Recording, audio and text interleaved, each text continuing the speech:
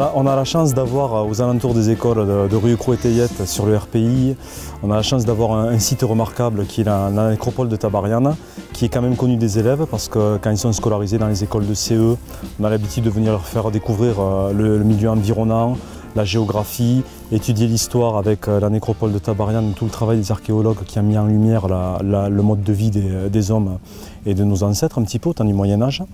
Et donc cette année, en fait, on s'était posé la question avec les CM, comment pouvoir continuer à exploiter ce site qui est à proximité. On peut s'y rendre à pied depuis les écoles, mais avec une approche totalement différente. Donc l'idée comme ça est venue petit à petit d'essayer d'organiser un jeu de piste un petit peu grandeur nature, mais par contre de le faire complètement imaginer et concevoir par les élèves. Voilà.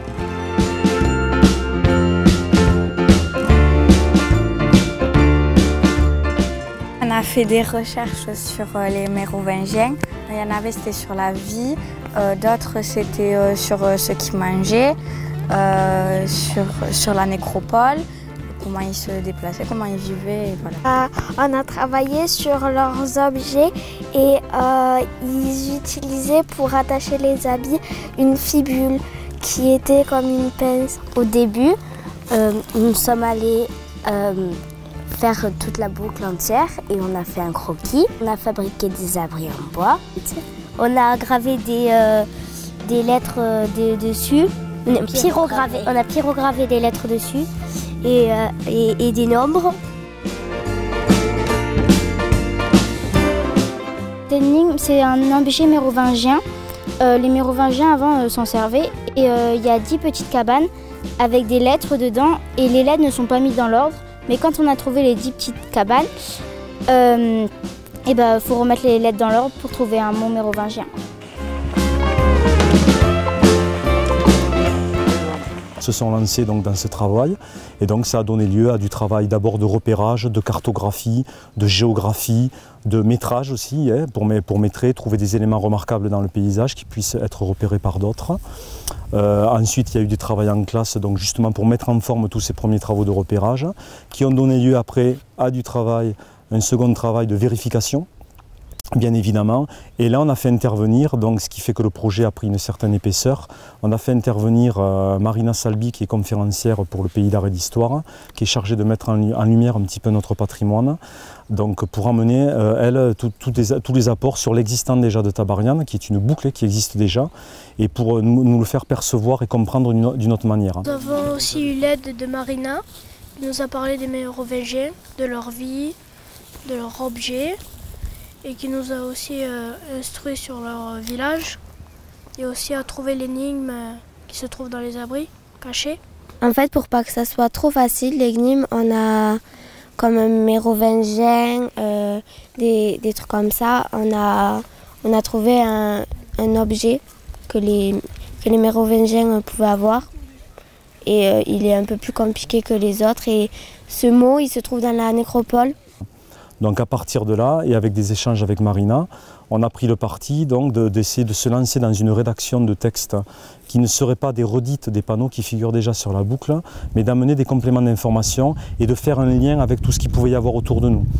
On a été en contact également avec, et on a eu le précieux soutien dans la démarche de M. Ruiz, qui est le président du SNPC 09 Qatar, du côté de la Roquedolme, en fait, qui est un spécialiste de l'orientation. Les élèves se sont lancés dans l'aventure et ont vu que pour imaginer un jeu et résoudre une énigme, il fallait déjà trouver des renseignements, écrire des textes, faire des recherches, en faire le tri. Il y a une carte qu'on a fait en classe pour se repérer et pour aussi pour trouver le mot qu'il faut avoir. Au tout début, on a fait la boucle de Tabarian et quand on marchait, on marquait sur la carte.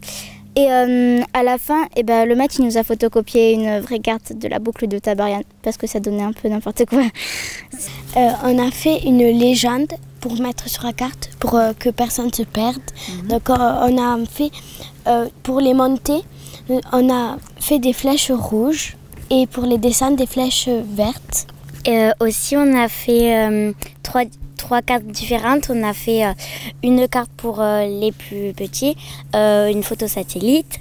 où on voit un peu tout. Après, pour un peu plus grand, on a fait une carte normale où il y a juste la légende. Et pour les adultes, on a fait sans aide. Pour les adultes, on a fait sans aide avec juste la boucle de Tabarian et les numéros. Sur tout le long de la boucle, on est sur le GR 78 et sur le chemin de Saint-Jacques de Compostelle.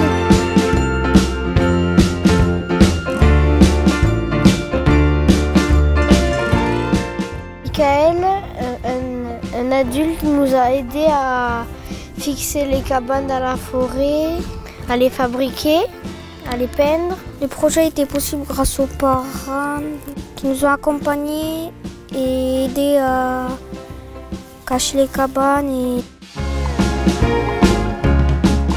J'aimerais apprendre des choses sur les Mérovingiens, comment ils vivaient, ce qu'ils avaient. Moi j'ai préféré construire et faire les cabanes. Moi, ce que j'ai préféré, c'est quand on allait un peu... quand on se promenait sur le site, quand on allait le visiter pour faire des cartes. Et quand on découvrait la nécropole aussi, même si je la connaissais déjà avant. J'ai préféré quand Marina, l'historienne, elle nous a raconté la vie des Mérovingiens.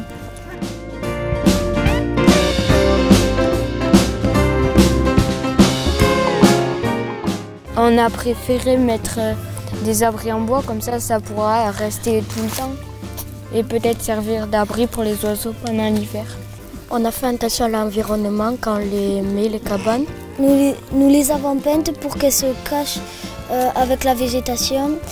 On a mis des numéros sur les cabanes pour ne pas se perdre. Et si on en a loupé une, faire demi-tour pour retrouver les autres.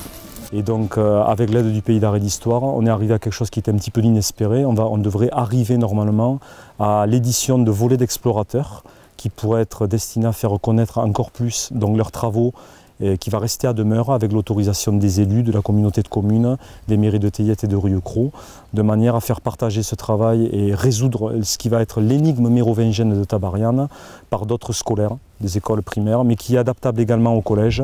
Et pourquoi pas aussi amener une activité supplémentaire à des touristes qui viendraient visiter sur leur période de vacances.